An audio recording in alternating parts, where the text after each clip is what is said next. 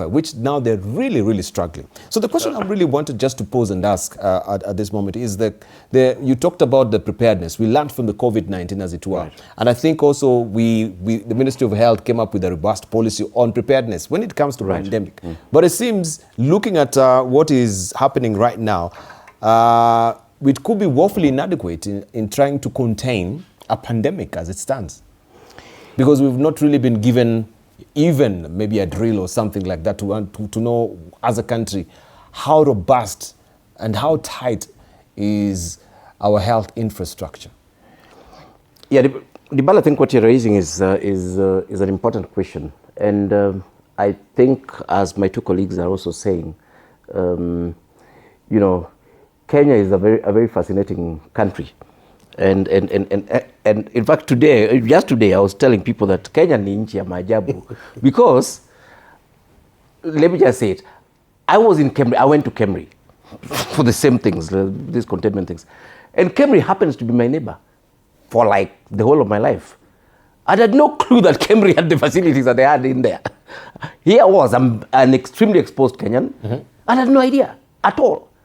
So my point is that, especially the Ministry of Health is a very interesting ministry. That ministry has extremely interesting capacities that you may not find in many parts of the world. But then the way that is communicated to the public, you know, is actually pretty interesting. And my own little interaction with that ministry, you know, makes me very proud as a Kenyan. Actually, I think we have built quite a bit of capacity, and we're continuing to build them. Yeah, but of course, generally the way that is communicated becomes an issue. And like I was saying, the first time I interacted with this was during COVID. I was in the presidential team that was doing quite a bit of strategies for containment in slums and informal settlements. And one of the things that was very clear was that Kenya was actually had surprising capacities. And like I was saying before, a lot of those capacities had been built over time through this. In fact, Kenyans were fighting COVID in West Africa, in Sudan, many years back, in DR Congo. Yeah. And quite a bit of capacities have been developed. And even as we self-bash and bash our nation and so on, we must also appreciate the progress. Even when the Americans are saying that fine, I mean, they're choosing Kenya. The truth of the matter is that they're choosing Kenya because Kenya really, in the region, has the best capacities and some of the most robust, you know, capacities in dealing with this. Of course, like I was saying, I mean, we still have a lot to do. For example, as I was saying, we don't even have one biosafety level 4 facility in the country, not even one.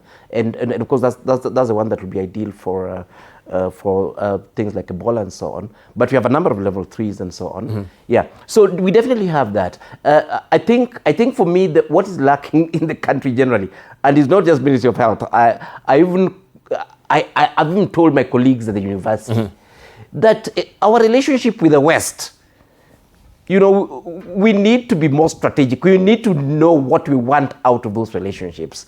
Because I am telling you, go to any research facility in this country, go to any university in this country. I can tell you, majority of what the guys are doing together with the West is actually what the West came and wanted to do.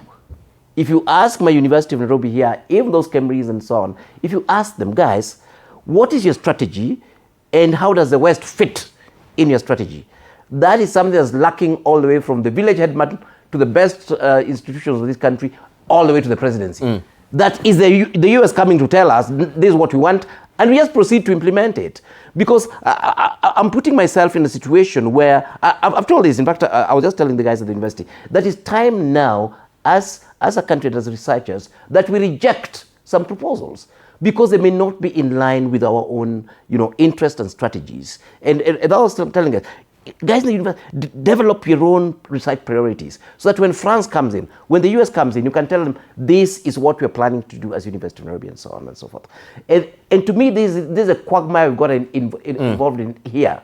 That despite our capacities, despite our strategic interests as a nation, we didn't have a framework where we tell the US that we like what you're proposing, we love what you're proposing, but as a nation, this is the direction we are actually moving towards.